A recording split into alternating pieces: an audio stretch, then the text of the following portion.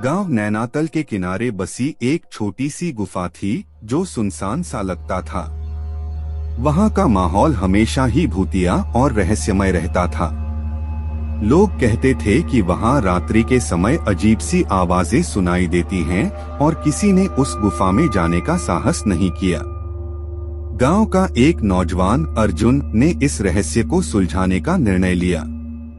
उसे यह सोचकर नहीं था कि वह भूतों या आत्माओं के विश्व में विश्वास करता है, लेकिन उसने इसे एक चुनौती मानी और अपने दोस्तों को लेकर गुफा की ओर बढ़ा। गुफा का मुख देखने में डरावना और अजीब सा था। अर्जुन ने ब्रेवली की भावना के साथ गुफा में प्रवेश किया और उसके अंदर की अंधकारी चौराहे पर पहुंचा। चौराहे के बीच में एक रहस्यमय दरवाजा था। अर्जुन ने दरवाजा खोला और उसके अंदर कुछ बेहद अजीब दृश्य देखे। वहां एक बड़ा सा पुराना महल था जिसमें जड़े झूले और एक विशाल सिंहासन खड़ा था। अर्जुन और उसके दोस्तों ने महल में घूमते हुए एक विचित्र चित्र से भरी कमरे में पहुंचा। चित्र में एक सुंदर सी रानी का पुराना चित्र था जो एक सुनहरे अद्भुत साड़ी में खड़ी थी और उसके चेहरे पर एक गंभीरता थी जो देखने वालों को चौंका देती थी। रानी के चित्र के पास एक पुराना कागज बड़े ध्यान से रखा था। अर्जुन ने वह कागज उठाया और उसे पढ़ने लगा। उसमें लिखा था, जिसने मेरी रानी को दुखी किया उसे यही मिलेगा उसका सजा। एक वीर योद्धा हमेशा मेरे पास है जो उसकी आत्मा को चैन प्रदान करेगा। अर्जुन ने यह समझा कि यह गुफा किसी प्राचीन राजा रानी की कहानी से जुड़ा हुआ है। वह और उसके दोस्त ने तय किया कि वे रानी को शांति देने का कारवां निकालेंगे। महल के अंदर वे एक सुदृढ़ द्वार पर पहुंचे जो एक अजीब सी चमकती सांधनी से ढका हुआ था। अर्जुन ने उसे खोला और उसके पास एक सुंदर सी कुंजी थी। वे कुंजी को लेकर आगे बढ़े और एक गहरे संगमरमर के कमरे में पहुंचे जहां एक वीर योद्धा की प्रतिमा खड़ी थी। अर्जुन ने उसे छूकर महसूस किया कि यह प्रतिमा अद्भुत रूप से जीवित है और उसकी आत्मा वहां मौजूद है। उन्होंने प्रतिमा के चारों ओर गूंथी शस्त्रों को हटाया और वहां एक छोटे से लेख बाहर आया।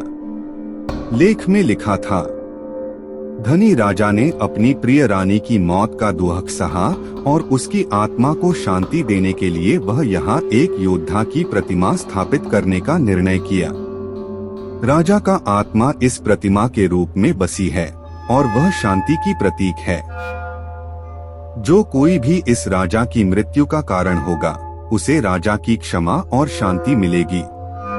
अर्जुन और उसके दोस्त ने यह समझा कि वे राजा की आत्मा को शांति कैसे प्रदान कर सकते हैं। उन्होंने प्रतिमा की पूजा की और उसे चांदनी की माला से सजाया। उन्होंने मन से राजा को माफी मांगी और उसकी आत्मा को शांति की प्राप्ति के लिए प्रार्थना की। एक अजीब सी चमक उन्हें महसूस हुई और प्रतिमा की आंखें खुल गईं। एक प्रकाशमय आवृत्ति के साथ राजा का आत्मा उनके सामने प्रकट हुआ।